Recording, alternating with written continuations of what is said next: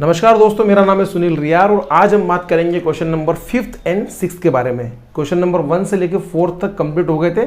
हमारा question number 3rd चल रहा है। इसके 4 क्वेश्चन हम पहले से कर चुके हैं। अब बात करते हैं क्वेश्चन नंबर 5 के बारे में। क्या है क्वेश्चन, एक बार रीड कर लेते हैं हम क्वेश्चन को। A fraction becomes 9/11 if 2 is added to both the numerator and the denominator. If 3 is added to both the numerator and the denominator, it becomes 5/6. Find the fraction. Student, fraction क्या होता है आपको पता होना चाहिए। Numerator upon denominator वाला form, मतलब p/q वाला फॉर्म। जो आप रेशनल नंबर देखते हैं ना, वैसे ही फ्रैक्शन भी होता है। दोनों में डिफरेंस बस ये है कि रेशनल नंबर नेगेटिव भी हो सकता है, लेकिन फ्रैक्शन कभी नेगेटिव नहीं होता। जैसे रेशनल नंबर -3/5 हो सकता है, लेकिन फ्रैक्शन कभी -3/5 नहीं हो सकता। ये हमेशा पॉजिटिव ही होता है, मतलब 3/5, 9/11, 5/6, इस तरीके से फ्रैक्शन होता है। तो न्यूमरेटर में कोई ना कोई नंबर होता है, और डिनोमिनेटर में भी कोई ना कोई नंबर होता ही है। तो हमको नहीं पता कि न्यूमरेटर में क्या है और डिनोमिनेटर में क्या है। हमको तो बस ये बोल दिया गया कि हमारे जो फ्रैक्शन हमारे पास है उसमें आप न्यूमरेटर में 2 ऐड कर दीजिए तो हमारी फ्रैक्शन 9/11 बन जाएगी। फिर अगले टाइम नेक्स्ट टाइम वो बोल रहा है कि फ्रैक्शन में आप क्या कर दीजिए, न्यूमरेटर और डिनोमिनेटर दोनों में क्या ऐड कर दीजिए, 3 ऐड कर दीजिए, तो फ्रैक्शन 5/6 हो जाएगी। लेकिन हमको ये नहीं पता है कि हमारा न्यूमरेटर क्या और डिनोमिनेटर क्या है। तो हमको अगर हमारा न्यूमरेटर और डिनोमिनेटर नहीं पता है तो हम उनको x और y मान लेंगे। न्यूमरेटर को x मान लेंगे, डिनोमिनेटर को y मान लेंगे, तो हमारा फ्रैक्शन हो जाएगा x/y। देखिएगा students, let the numerator of fraction be x and the denominator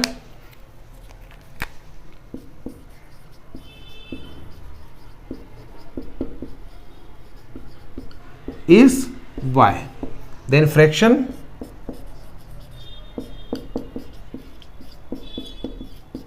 कितना हो जाएगा हमारा x/y, क्योंकि न्यूमरेटर ऊपर वाले को बोलते हो, डिनोमिनेटर नीचे वाले को बोलते हैं, तो फ्रैक्शन हो जाएगा x/y। इसको मैं स्टार इक्वेशन नाम दे रहा हूं। ठीक है स्टूडेंट्स, अब हम बात करते हैं, उसने बोला है कि 2 ऐड कर दो न्यूमरेटर और डिनोमिनेटर दोनों में। तो हमारा न्यूमरेटर ये रहा, डिनोमिनेटर ये रहा, दोनों में मैं 2 ऐड कर दूंगा तो फ्रैक्शन 9/11 के इक्वल हो जाएगा। ओके स्टूडेंट्स, तो अकॉर्डिंग टू क्वेश्चन अगर बात करूं मैं, तो हमारा जो फ्रैक्शन जो है x/y, उसके न्यूमरेटर और डिनोमिनेटर दोनों में 2 ऐड कर दूंगा मैं, तो फ्रैक्शन 9/11 के इक्वल हो जाएगा, ऐसा क्वेश्चन बोल रहा है। ठीक है, तो अब क्या करेंगे, अब इनका हमको मल्टीप्लाई करना है क्रॉस। तो 11 का मल्टीप्लाई कर दूंगा मैं इधर x+2 में, और 9 में मल्टीप्लाई कर दूंगा मैं y+2 का। तो स्टूडेंट्स, 11 का मल्टीप्लाई x में करोगे तो हो जाएगा 11x + 22। 9 का मल्टीप्लाई y में करेंगे तो हो जाएगा 9y + 18। अब स्टूडेंट्स हम सेपरेट कर लेंगे। हम क्या करेंगे, हम वेरिएबल्स वाले टर्म को सेपरेट कर लेंगे लेफ्ट हैंड साइड में, और जो न्यूमेरिकल टर्म है, मतलब नंबर है, उनको राइट हैंड साइड में सेपरेट कर लेंगे। तो 9y जो है वो इधर आएगा तो उसका साइन चेंज हो जाएगा, वो +9 है तो -9 हो जाएगा। 22 इधर है, उधर जाएगा तो नेगेटिव हो जाएगा, साइन चेंज हो जाएगा। तो हमारे पास जो बन के आएगा वो लिख देता हूँ मैं, 11x - 9y = 18 - 22। तो 11x - 9y, और 18 में से जब 22 आएगा तो -4 आएगा। स्टूडेंट्स, आपको पता होगा ये। तो ये हमारे पास फर्स्ट इक्वेशन बन के आ गई। ठीक है स्टूडेंट्स, अब हम बात करेंगे सेकेंड इक्वेशन बनाने के बारे में, मतलब सेकेंड कंडीशन जो हमसे बोली गई है। सेकेंड कंडीशन उसने बोला है कि if 3 is added to both the numerator and the denominator, it becomes 5/6। अगर हम न्यूमरेटर और डिनोमिनेटर दोनों में क्या ऐड करें, 3 ऐड करें, तो हमारी फ्रैक्शन 5/6 बन जाएगी। ऐसा क्वेश्चन बोल रहा है। तो अगेन अकॉर्डिंग टू क्वेश्चन चलेंगे हम। Again according to question, numerator हमारे पास में था x, डिनोमिनेटर हमारे पास में था y। जो स्टार्टिंग वाला होता है उसी की बात करते हैं हम। ऐसा नहीं कि आप इसके बारे में बात कर लें, जो स्टार्टिंग वाला होता है उसी के बारे में बात करते हैं। तो x/y के अंदर हम बोथ साइड क्या ऐड कर लेंगे, 3 ऐड कर लेंगे, तो हमारा फ्रैक्शन जो है वो 5/6 बन जाएगा। ओके स्टूडेंट्स, तो अब इसके अंदर भी वही करेंगे जो पहले करा था, मल्टीप्लाई। 6 का मल्टीप्लाई करेंगे इधर, 6x + 3 5y + 3। तो इधर मल्टीप्लाई करेंगे तो ये हो जाएगा 6x + 18 = ये हो जाएगा 5y + 15। यहाँ पे भी सेपरेट कर लेंगे, तो 6x को आप इधर ही रहने दो, 5y को इधर ले आओगे तो माइनस का हो जाएगा ये, इक्वल टू में 15 वहीं पे रहने दो आप, 18 को उधर ले जाओगे तो ये भी माइनस का हो जाएगा। तो 6x minus 5y equal to -3, ये हमारे पास बन के आ गई इक्वेशन नंबर सेकेंड। अब हम दोनों में से किसी भी एक इक्वेशन को चूज करके एक वेरिएबल की वैल्यू निकाल सकते हैं, सब्स्टिट्यूशन मेथड लगानी है हमको। तो फ्रॉम 2 कर लेता हूँ मैं काम, फ्रॉम 2 अगर मैं चलूँगा तो देखो मुझे किसी एक वेरिएबल की वैल्यू निकालनी है, तो मैं चाहे x की निकालूँ चाहे y की निकालूँ। तो यहाँ पे x पॉजिटिव है तो एक काम करता हूँ मैं इस बार x की वैल्यू निकाल देता हूँ। 6x यहीं पे रहेगा, 5y माइनस का है उधर जाएगा, प्लस का हो जाएगा। ये प्लस का हो जाएगा तो मैं इसको पहले लिख दूंगा क्योंकि -3 पहले से लिखा हुआ है। तो ये 6x equal to 5y minus 3 आएगी आपके पास में। आप क्या करोगे, आप 6 को अपॉन में भेज दोगे तो x की वैल्यू आ जाएगी 5y माइनस 3 अपॉन 6। इसको आप बोल देना इक्वेशन नंबर थर्ड। 2 से थर्ड में नहीं है तो कहाँ पुट करोगे, 1 में पुट करोगे। तो पुटिंग इन 1, पुटिंग इन 1, तो 1 में जब आप पुट करोगे इसको तो देखिएगा क्या होने वाला है। ये आपके पास 1, जहाँ पे x लिखा हुआ है उसकी प्लेस पे लिख देंगे हम 5y माइनस 3 अपॉन 6। ठीक है स्टूडेंट्स, तो ये लिखा 11, x की प्लेस पे क्या लिख दिया हमने, ब्रैकेट में लिखिएगा 5y माइनस 3 अपॉन में 6। ये हो गया 11x minus 9y, 9y equal to क्या लिखा हुआ है स्टूडेंट्स, -4। ओके, अब हम क्या करेंगे, तो अब हम ये करेंगे कि 11 का मल्टीप्लाई कर देंगे अंदर, तो ये हो जाएगा 11 5 जार 55y। 11 का मल्टीप्लाई 3 में करोगे तो माइनस का 33 आ जाएगा।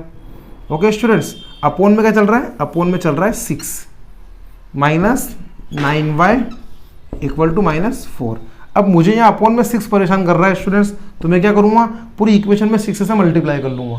तो पूरी इक्वेशन में जब 6 से मल्टीप्लाई करेंगे तो 6 इंटू 55y माइनस 33 अपोन में 6, इसमें 6 से मल्टीप्लाई करेंगे तो ये 54y हो जाएगा। 6 से मल्टीप्लाई करने पर आप चाहो तो लिख लो एक बार, 6 into 9y equal to -4 into 6। ठीक है, 6 से मल्टीप्लाई कर लिया तो यहाँ पे 6 से 6 क्या हो गया, कैंसिल हो गया। तो ये जो बचेगा क्या बचेगा, बोलना 55y माइनस 33, इसका मल्टीप्लाई करेंगे तो ये -54y बचेगा, -54y equal to -24। Students 55y plus का है, 54y माइनस का है, तो 55 में से 54 जाएगा तो 1y बचेगा जिसको हम y बोलते हैं। 33 को हम उधर भेज देंगे तो 33 प्लस का हो जाएगा, तो उसको पहले लिख देंगे 33 माइनस 24। 33 में से 24 जाएगा तो वैल्यू आ जाएगी 9। कितनी वैल्यू आ जाएगी स्टूडेंट्स, 9। ये वैल्यू आ गई हमारे पास किसकी, y की। हम इसको कहाँ पुट करेंगे, हम इसको पुट करेंगे थर्ड में। कहाँ पुट करेंगे स्टूडेंट, हम इसको थर्ड में। तो पुटिंग इन 3, यहाँ लिख रहा हूँ मैं स्पेस कम होने की वजह से, पुटिंग इन 3। तो जैसे आप इसको 3 में पुट करोगे तो आपके पास एक और वेरिएबल की वैल्यू आ जाएगी, पुटिंग इन 3। तो ये रहा 3 आपके पास, x इक्वल टू 5y, तो 5 इंटू वाई की वैल्यू 9 नहीं है, 9 पुट कर दिया आपने, -3 upon 6।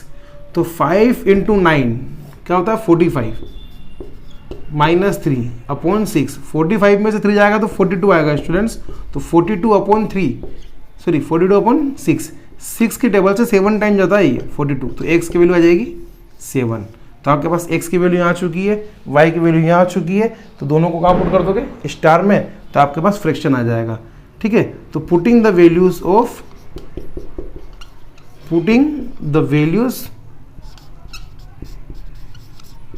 Of x and y in star equation, तो फ्रैक्शन जो है आपका हो जाएगा स्टूडेंट्स, x की वैल्यू ऊपर पुट करना है, y की वैल्यू नीचे पुट करना है। तो x की वैल्यू 7 है, उसको ऊपर पुट करेंगे x की प्लेस पे, और y की वैल्यू को नीचे, मतलब 7/9। ये आपकी फ्रैक्शन हो जाएगी। आप चाहो तो चेक भी कर सकते हो अपनी फ्रैक्शन को।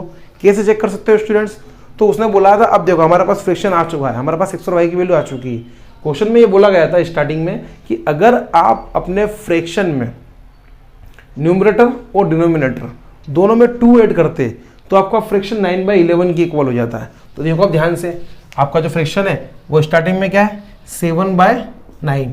अगर आप 2 ऐड करोगे दोनों में तो देखो ये बन जाएगा 9 और ये बन जाएगा 11। बन गया कि नहीं बन गया? बिल्कुल बन गया। उसने आपसे फिर सेकंड कंडीशन में बोला कि अगर आप बोथ साइड 3 ऐड करते हो, 3 इधर भी ऐड करते हो, 3 इधर भी ऐड करते हो, तो ये हो जाएगा 10/12 और 10/12 का जब कैंसिल करोगे 2 की टेबल से तो ये 5 आएगा और ये 6 आएगा, तो 5/6 बन जाएगा। मतलब आपका आंसर सही है। ठीक है स्टूडेंट्स, ये आपका फ्रैक्शन सही आया है 7/9। मैंने चेक भी करके बता दिया आपको। अब लास्ट क्वेश्चन की तरफ बढ़ेंगे स्टूडेंट्स। क्वेश्चन नंबर 6 हमारी एक्सरसाइज का लास्ट क्वेश्चन है, आप नोट कर लीजिए इसको। बढ़ते अपने अगले क्वेश्चन की तरफ। तो बच्चों आपके सामने ये एज वाला पहला क्वेश्चन प्रकट हुआ है। ध्यान से देखिएगा इस क्वेश्चन को, क्योंकि एज वाले क्वेश्चन आपसे एग्जाम में पूछे जाते हैं। इससे पहले जो मैंने क्वेश्चन कराया था फ्रैक्शन वाला, वो भी इंपॉर्टेंट क्वेश्चन है, एग्जाम में फ्रैक्शन वाला क्वेश्चन भी आता है। तो रीड करते हैं पहले क्वेश्चन को। इसके अंदर आप 2 टर्म का ध्यान रखिएगा। एक टर्म आपके सामने आई है हैंस और एक टर्म आई है आपके सामने अगो। ठीक है, हैंस का मतलब होता है बाद में। हैंस का मतलब क्या होता है स्टूडेंट्स? बाद में। वहीं अगो का मतलब होता है पहले। ठीक है, तो क्वेश्चन को पहले एक बार अच्छे से रीड करेंगे, उसके बाद आगे बात करेंगे। 5 years hence the age of Jacob will be 3 times that of his son। 5 साल बाद, आज नहीं, आज से 5 साल के बाद जेकब की एज उसके सन की एज के 3 टाइम हो जाएगी। ठीक है स्टूडेंट्स, उसके बाद आगे रीड करते हैं। 5 year ago मतलब आज से 5 साल पहले Jacob's age was 7 times that of his son। आज से 5 साल पहले जेकब जो था उसके सन से कितना था? 7 टाइम था। Okay students, what are their present age, उनकी प्रेजेंट एज क्या है ये हमको पता लगाना। तो स्टूडेंट्स देखिए, सबसे पहले अगर मैं आपसे बोलूँ स्टार्टिंग वाली कंडीशन देखिए हम, वो बोल रहा है कि 5 years hence, आज से 5 साल के बाद जेकब की एज उसके सन की एज का कितना हो जाता है स्टूडेंट्स? 3 टाइम हो जाता है। जैसे मान लीजिए आज जेकब की एज कितनी है? आज जेकब के सन की एज मान लो 15 है, या फिर एक काम करो, आज जेकब के सन की एज मान लो 10 और जेकब की एज जो है मान लो 40। समझना ध्यान से। आज जेकब के सन की एज कितनी है? 10 और जेकब की एज कितनी है? 40। आज से 5 साल के बाद दोनों की एज बढ़ेगी, तो इसका सन कितने का हो जाएगा? 15 का हो जाएगा और जेकब कितने का हो जाएगा? 45 का हो जाएगा। तो आप ध्यान से देखो, आज से 5 साल के बाद जेकब के सन की एज ये रही और जेकब की एज ये रही। क्या जेकब की एज जेकब के सन की एज के 3 टाइम है कि नहीं? बिल्कुल है। जेकब की एज उसके सन की एज के 3 टाइम के इक्वल है कि नहीं? कब? आज से 5 साल के बाद। ठीक है, एक और उसने बोला है कि आज जितनी है उससे 5 साल पहले आज जितनी है, आज कितनी है? आज है 10, तो 5 साल पहले ये कितने का रहा होगा? 5 का। 5 साल पहले ये कितने का रहा होगा? 35 का। तो आज से 5 साल के पहले जेकब की एज उसके सन की एज के कितने टाइम हो गए स्टूडेंट्स? 7 टाइम हो गई। देखो आप ध्यान से, 7 टाइम हो गई, जबकि यहां पर कितने टाइम है? 3 टाइम है। तो उनकी प्रेजेंट एज फाइंड करनी है हमको, जो कि ये है। उनकी प्रेजेंट एज हमको फाइंड करनी है, जो कि ये है। शायद जो मैं तो अंदाजे से कर रहा था और ये सही निकल गया। देखो प्रेजेंट एज ये थी 5 साल के बाद जेकब की एज उसके सन की एज का कितने हो गई? 3 टाइम हो गई। 5 साल पहले मतलब जो प्रेजेंट एज है उससे 5 साल पहले उसके जेकब की एज जो है वो 35 हो गई थी, उसके सन की कितनी हो गई? 5 हो गई। तो हो गया कि नहीं हो गया? 7 टाइम। तो मुझे बताइए जेकब की एज डिपेंड किस पे कर रही है? उसके सन की एज पे डिपेंड कर रही है। 5 साल पहले जेकब की एज उसके सन की एज का 3 टाइम है, तो सन की एज मालूम पड़ेगी, तभी तो 3 से मल्टीप्लाई करोगे तो जेकब की एज निकलेगी। फॉर एग्जांपल जैसे मैं आपसे बोल दूं मेरी एज आपसे डबल है, तो आपकी एज पता चलेगी, तभी तो आप उसमें 2 से मल्टीप्लाई करोगे तो मेरी एज निकलेगी। ठीक है, तो हम क्या करेंगे? सबसे पहले जेकब के सन जो है, मतलब जेकब की एज जेकब के सन की एज पे डिपेंड कर रही है, तो हम जेकब के सन की एज को क्या मान लेंगे? x मान लेंगे, और जेकब की एज को क्या मान लेंगे? y मान लेंगे। ठीक है, देखिएगा ध्यान से। और कौन सी एज मानेंगे? तो प्रेजेंट एज मानते हैं, हमेशा ध्यान रखना। कौन सी एज मानते हैं? प्रेजेंट एज मानते हैं। तो let the present age of Jacob's son be x years and Jacob age is y years. ठीक है, अब जो क्वेश्चन बोल रहा है उसके अकॉर्डिंग काम करते हैं। अकॉर्डिंग टू क्वेश्चन, ये तो प्रेजेंट की बात हो गई। कब की बात होगी? प्रेजेंट की बात।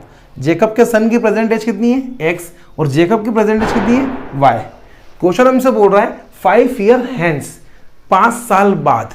तो आज से 5 साल बाद, आज से 5 साल बाद जेकब के सन की एज कितनी होगी? तो अभी 1 से, तो 5 साल बाद कितनी होगी? x + 5 होगी। कैसे? जैसे मान लो अभी आपकी एज 15 है, अभी आपकी एज कितनी है? 15। मैं आपसे पूछ रहा हूँ 5 साल के बाद आपकी एज कितनी होगी? तो आप क्या बोल दोगे सर? 20 होगी। तो कैसे निकाला आपने? तो आपने अभी की एज में 5 ऐड कर दिया, तो क्या हो गया? 20 हो गया। वैसे ही यहाँ पे जेकब के सन की एज अभी कितनी है? 1 से, तो उसमें हम 5 ऐड करते हैं, न कि 5 से मल्टीप्लाई करते हैं। बहुत सारे स्टूडेंट्स मल्टीप्लाई कर देते हैं, मल्टीप्लाई नहीं होगा, ऐड होगा। तो 5 ईयर हैंस जेकब की जो एज है, मतलब जेकब के जो सन की एज है वो कितनी हो जाएगी? x + 5, और जेकब की कितनी हो जाएगी? y + 5। ठीक है, तो पहले मैं वो लिख देता हूँ, 5 year hence, 5 years hence Jacob's son's age, Jacob's son's age कितनी हो जाएगी? x + 5 years. ठीक है, and Jacob's as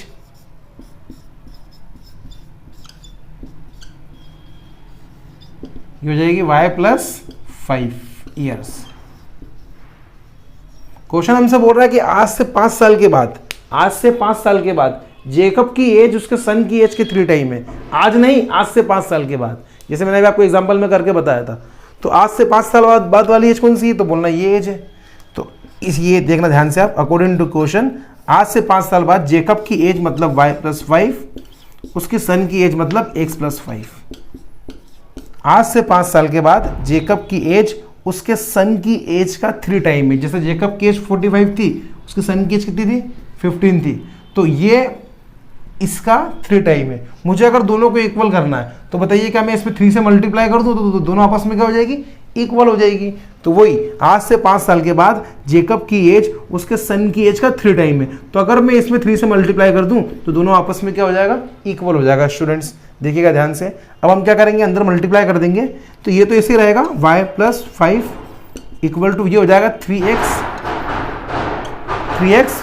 + 15। Okay students, तो आप चाहो तो यहाँ से एक वेरिएबल की वैल्यू निकाल सकते हो, पर अभी नहीं, अभी इक्वेशन बना रहे हैं हम, तो अभी रहने देते हैं। तो ये y है, इसको मैं उधर ले जाऊंगा क्योंकि मुझे चाह रहा हूँ कि x वाली टर्म प्लस की रहे। तो y को अगर मैं उधर ले जाऊंगा तो ये नंबर इधर आएगा। तो यहाँ पे पहले से ही 5 है, वो नंबर अगर इधर आ जाएगा तो माइनस का 15 हो जाएगा। 3x वहाँ पहले से ही है, y उधर जाएगा तो माइनस का हो जाएगा। तो स्टूडेंट्स ये हो जाएगा -10 = 3x - y। अब आप एक काम कर सकते हो, आप LHS को पहले और RHS को बाद में, या फिर RHS को पहले और LHS को बाद में ले सकते हो। इसमें कोई चेंजमेंट नहीं होता साइन का। ठीक है स्टूडेंट्स, तो 3x - y = हमारे पास इक्वेशन आ गई है -10। ये पहली इक्वेशन होगी हमारे पास। ठीक है, अब आपसे क्या बोल रहा है वो? 5 ईयर्स अगो, है ना, ये 5 ईयर्स बाद का था, 5 ईयर्स अगो। अब देखो, आज अगर आपकी एज 15 है तो 5 ईयर अगो आपकी एज कितनी रही होगी 5 साल पहले? तो आप बोलोगे सर 10 रही होगी। कैसे निकाला? तो आज की जो एज है उसमें से 5 माइनस कर लिया। तो हम भी वही कर लेंगे, इनकी जो आज की जो एज है उनमें से 5 माइनस कर लेंगे, तो इनकी 5 साल पहले की जा जाएगी, है ना। तो देखना आप, 5 years hence, sorry ago, 5 years अगो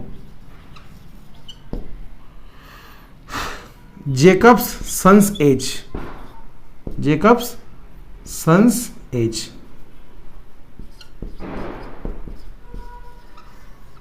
कितना हो जाएगा? x - 5 years. ठीक है, एंड जेकब्स एज, वो कितना हो जाएगा y माइनस 5 ईयर्स। क्वेश्चन बोलता है कि आज से 5 साल पहले जेकब की एज मतलब कितनी, y माइनस 5। ये 5 साल पहले की जेकब की एज है, ये 5 साल पहले की उसके सन की एज है। तो 5 साल पहले जेकब की एज उसके सन की एज का 7 टाइम थी। मैंने अभी आपको बताया था कि ये से मान लो जेकब की एज आज से 5 साल पहले 35 थी, उसको सन की एज 7 थी, ठीक है, 5 साल पहले, सॉरी 7 नहीं 5 थी। तो अब बताइए ये वाली एज जो है वो इसका 7 टाइम हो गई कि नहीं हो गई, बिल्कुल हो गई। तो आपको अगर दोनों को इक्वल करना है तो इसमें 7 से मल्टीप्लाई कर दो, दोनों आपस में क्या हो जाएगी, इक्वल हो जाएगी। तो वही आज से 5 साल पहले जेकब की एज उसके सन की एज का 7 टाइम थी।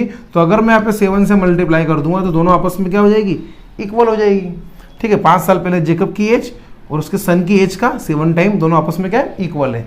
तो ये हो जाएगा y minus 5 equal to 7x minus 35, ठीक है स्टूडेंट्स। आप चाहो तो इसको वहाँ भेज दीजिए 5 को, तो 5 को आप वहाँ भेज दोगे तो y इक्वल टू हो जाएगा 7x माइनस 35 प्लस का 5। अब ये 5 प्लस का और 35 माइनस का है तो माइनस होगा, लेकिन साइन माइनस का आएगा क्योंकि बड़ा नंबर माइनस का है। तो ये हो जाएगा 7x माइनस 30। अब आप बोलोगे सर ये आपने क्या कर दिया, आपने इक्वेशन क्यों नहीं बनी।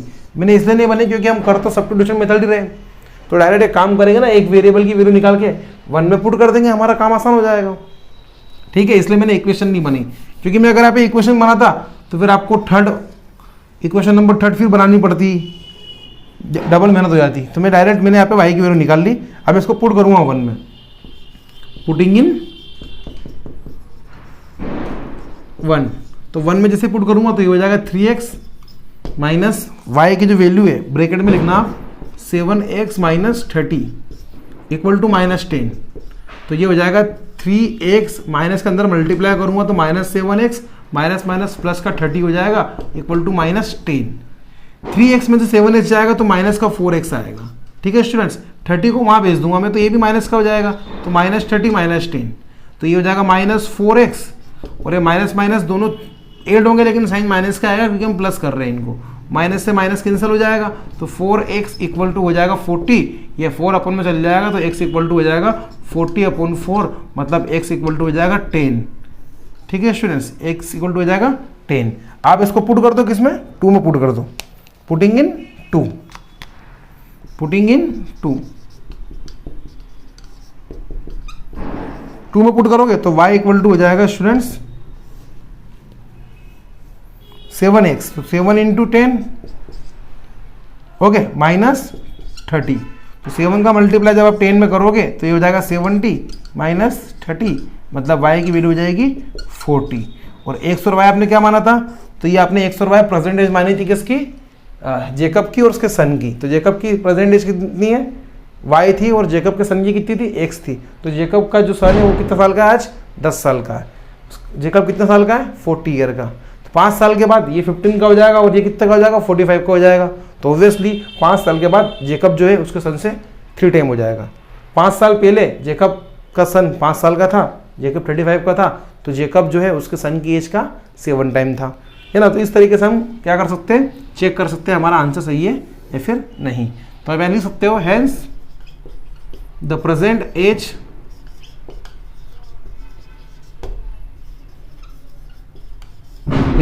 ऑफ जेकब सन इज कितना, x equal to 10 years and Jacob is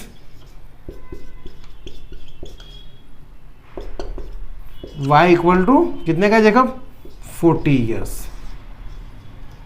ठीक है। तो ये क्वेश्चन भी आपका कंप्लीट होता है और इसी के साथ हमारी एक्सरसाइज 3.2 खत्म होती है स्टूडेंट्स। इसके बाद हम बात करेंगे नेक्स्ट टॉपिक के बारे में जिसका नाम है एलिमिनेशन मेथड। बहुत अच्छी मेथड है स्टूडेंट्स, सबसे ज़्यादा हम यूज़ करते हैं एलिमिनेशन का ही क्योंकि वो सबसे सिंपल होती है। तो यहाँ तक अभी तक हमने इस चैप्टर में क्या पढ़ा है, तो 3rd चैप्टर में हमने पढ़ा है ग्राफिकल मेथड, है ना। ग्राफिकल मेथड से हमने आपको एक्स और वाई की वैल्यू निकालना सिखाई थी। उसके बाद हमने पढ़ी सब्स्टिट्यूशन मेथड, और अब हम पढ़ेंगे एलिमिनेशन मेथड। तो आप यहाँ नोट कीजिए, इसके बाद हम बढ़ेंगे नेक्स्ट एक्सरसाइज की तरफ।